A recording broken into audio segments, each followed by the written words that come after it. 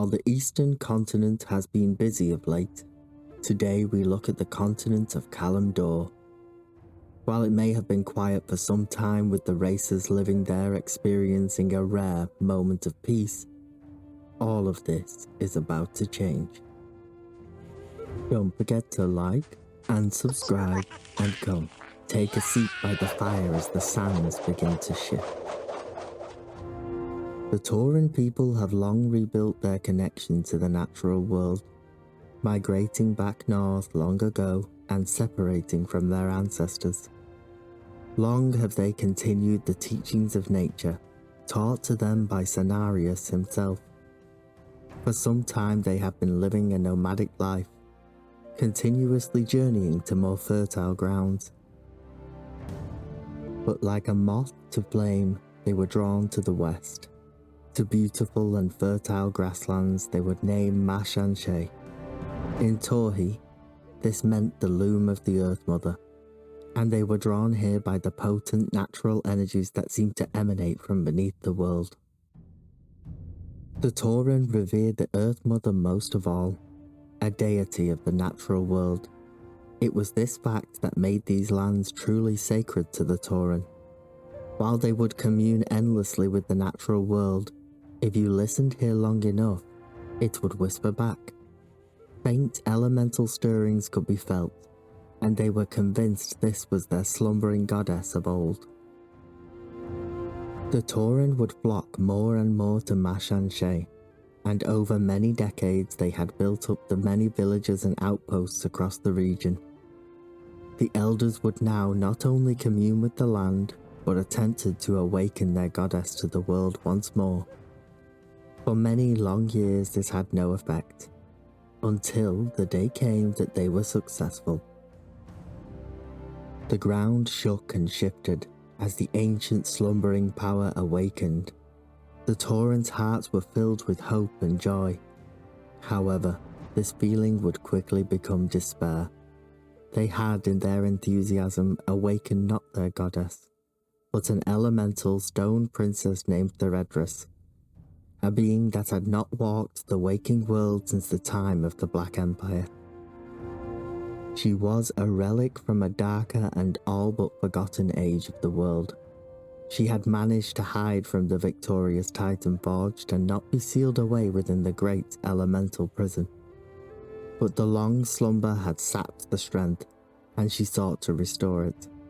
In the cruelest twist of all, she inhaled deeply, drawing upon the life energies of the land itself. The once verdant lands began to wither away. Once lush fields were left barren. What once flourished was now nothing but ash. This was a loss of life on a monumental scale. The grieving Tauren renamed the land to the Desolace, but this was only the beginning of their punishment. The sudden and sharp loss of life could be felt across the world, and even beyond. Those most keenly attuned to such a loss were the denizens of the Emerald Dream. It was here that a child of Cenarius himself, Zeta, would emerge to investigate the dark ripples of this act. He was horrified at the malign lands that laid before him, and Zeta resolved to search for a way to undo the damage that had been done. He was led to a cave system that delved deep into the underground. It was there that he saw her for himself, a huge, bloated princess of rock and stone. A grotesque sight to most, but all he saw was the life energies brimming within. He was instantly enthralled by the beauty of this power, and the princess took just as quickly to him. Somehow, against all the odds, they found solace in each other, eventually having children together. That would be a glorious rebirth. They had centaur children, which had not been seen on Kalimdor since before the sundering of the world. Something was wrong, however. The forbidden union had cursed their offspring. The centaur of the Desolace were filled with rage and cruelty beyond reason. As their numbers swelled, they took to the surface and ravaged all in their path. They hunted the Tauren in particular. This would spark a long and bloody war between the two species for much time to come.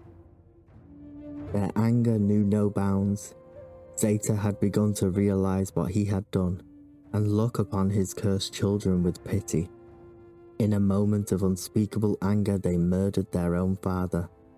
The only being they had any respect for was the mother, whom they helped to grieve and helped build a grave deep within the home in the ground. This site would become holy ground for the centaur, who named it Maraudon. But by dark providence, something else deep in the earth was awakening, ready to make its move. 100 or so years passed since the creation of the Desolace.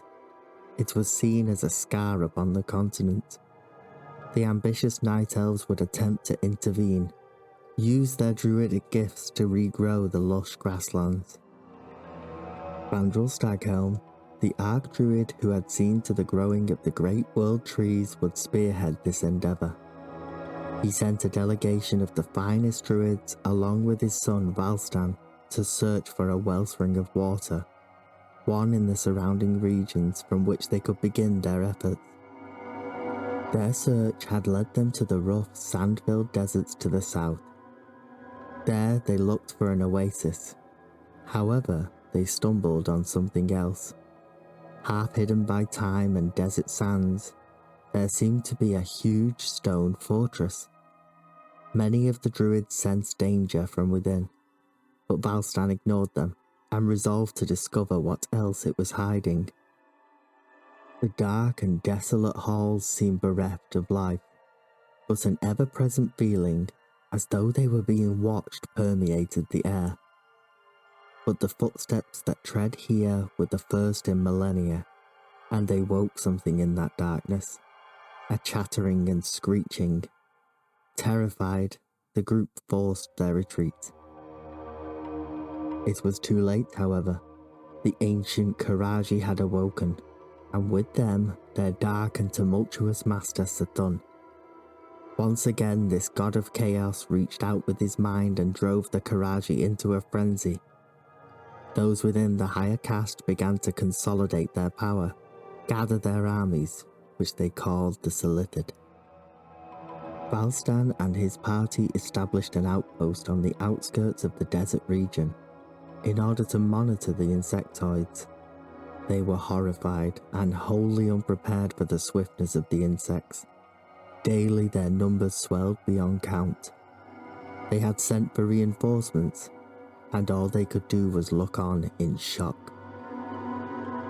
All at once they burst forth from the ancient stone walls of the fortress, now wholly under Ahn'Qiraj control. It was named Ahn'Qiraj.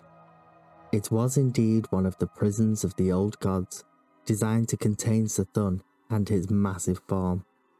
But he was moments from breaking free. Tunnels opened up all across the desert where even more insects swarmed forth. While the night elves were skilled and powerful, they could not do much other than to barely keep the insects contained within the desert, which they now named Silithus. Vandrel was wise, however. He established many outposts across the southern region, ones in key locations, so that the elves could better fight this relentless war. It seemed to work perfectly, allowing the night elves the upper hand, and victory dawned upon them. They had driven the insects back to the heart of the fortress itself. It was then that the events took a dire turn.